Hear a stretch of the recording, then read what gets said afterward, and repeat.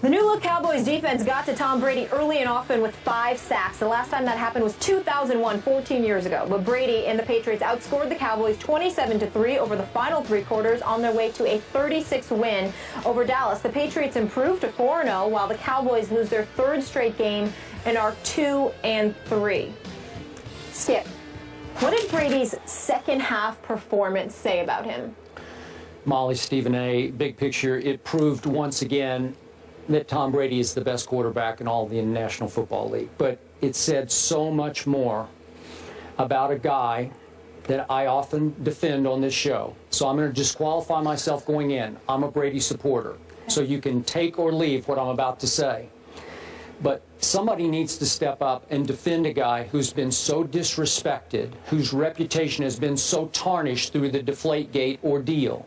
So many people still believe that he cheated and he lied about it, that it's come to the point Tom Brady is severely underappreciated. So what happened a couple of weeks back? Your buddy Bart Scott, guy who's been on our show several times in the past. Yes. You know, I don't mind that Bart said, you know, Tom Brady's a nerd, or what else did he call him, a dork. You know, that's fine. I can live with that. But he also went to Tom Brady is not a tough guy. And we've had our friend Ryan Clark on saying that in the past when he played for the Steelers, Ryan Clark says that Tom Brady against the Steelers would see ghosts. He'd start to flinch in the pocket under pressure. You have used the analogy countless times on this show that under pressure, after he gets knocked around a little bit, Tom Brady starts to tap dance like the late, great Gregory Hines. Did I say it? Soul. God rest his soul. Another great performer in his own right. But in this case, yesterday in the first half, Tom Brady took as much punishment as he has ever taken in a half in his career. I would suggest it was about as much punishment as any quarterback has taken in a half this whole entire NFL season to date. He got flat out rocked, mostly by Greg Hardy, some by Rolando McClain, the 2 new Cowboys who are finally back from their suspensions. He was under fire. He was pressured 41% of the first half snaps. Do you ever hear Tom Brady complain that his center is an undrafted free agent and his left guard's a rookie? And yesterday in the second half, he lost his left tackle, and the backup left tackle, Marcus Cannon, had to play the whole way through the second half for Nate Solder. But do you hear Tom complain? Nope, he doesn't. So what happened in the second half? Did we see him flinch? Was he seeing ghosts? Was he shrinking under pressure? Was he starting to flinch? Did you see him tap dance? No, he went 10 for 11 for 165 yards and 2 touchdowns and had a QBR in the second half of 96. Really? Oh, that's pretty sweet to me. And it showed everybody out there, all the doubters who think that he's soft and he's this and he's Giselle and he's this and he's that and he's a pretty boy and he's a golden boy and he's untouchable. Boom! Right in your face, we started to see Psycho Tom. We got some flashes of Psycho yesterday. And what he was saying is, take that.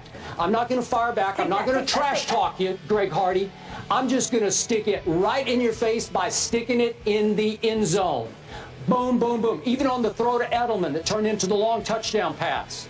Greg Hardy absolutely flattened Tom Brady on that play. So all I'm here to say is, I just think I'm going to go out on a limb and say that Tom Brady is a tough guy. I'm going to make that claim today and, you know, shoot holes in it because I don't have any objectivity. That's fine with me. I think he's a tough guy, and I think we saw that in the second half yesterday. Are you finished? Yes. You said we could take it or leave it, meaning your argument. I'm going to leave it.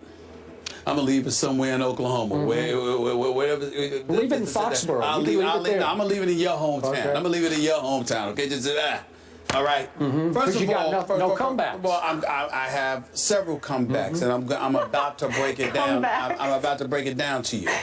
Number one, let's keep in mind that this was against the Dallas Cowboys. Against the Dallas Cowboys offense without Tony Romo, without Des Bryant, with Brandon Whedon, who has now lost his 11th consecutive start as a quarterback. Okay? 0-11 in his last 11 starts. Just keep that in mind. Just a little point. Was Greg Hardy suspended for the second half? No, I don't think so. I'm getting there. I think he got to play. I thought I was sitting here, I was so quiet, I just let you go. I just have to clarify for you, because you sweep things under the carpet. No, that would be you. No, that would be you. Okay? Here's the deal, Skip Bayless. Here's the deal, Skip Bayless. Greg Hardy put some licks on Tom Brady.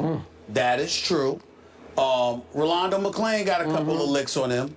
That is true. Crawford got a couple of licks on them. Big licks on that was true. That was all true. And Tom Brady obviously is tough. The fact Wait, that you just said that? Well, if you rewind the tape from weeks ago, I specifically said that. And not only that, I'll leave. Yeah, of course you don't. You have selective amnesia all the time. There's absolutely nothing wrong with your brain whatsoever. You're very lucid. You're very clear. You're highly intellectual. You're highly intellectual. You're just slick because you leave out the facts that you want to leave out to bump your argument. You're doing it on purpose. You're doing it on purpose. Oh, I don't remember because you know the producers ain't going to re-air the stuff that I said weeks ago. But they re-air your stuff. Because we all know the world's according to Skip Bayless. Here's the deal. Here's the deal. This is the thing that I find funny.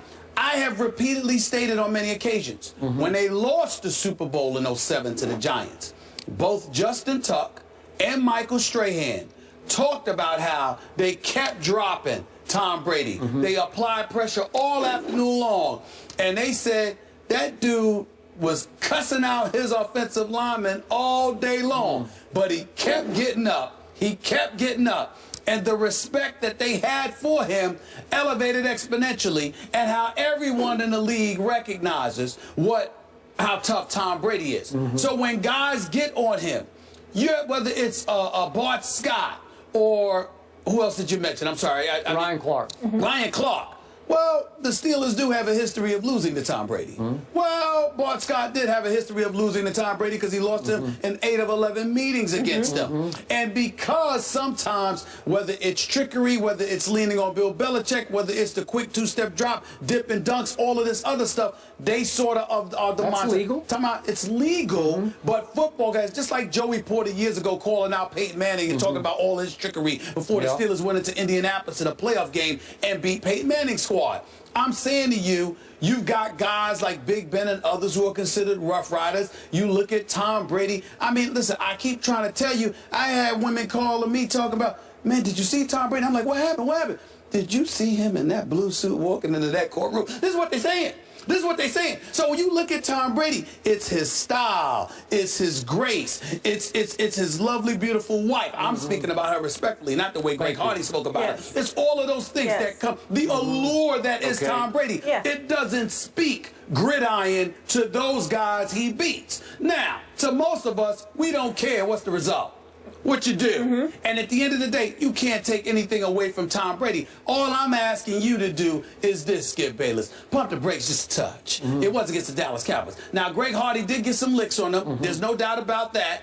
And Crawford and those boys and Rolando McClain, they got some licks on him. And he was taking some hits in the first half. More so than in the second half because Josh McDaniel made some adjustments and he wasn't getting hit as much as he was in the first half. In the first half, he was getting beat up. But he kept getting up, okay? Gives him a lot of credit for it. But last time I checked, he's a quarterback.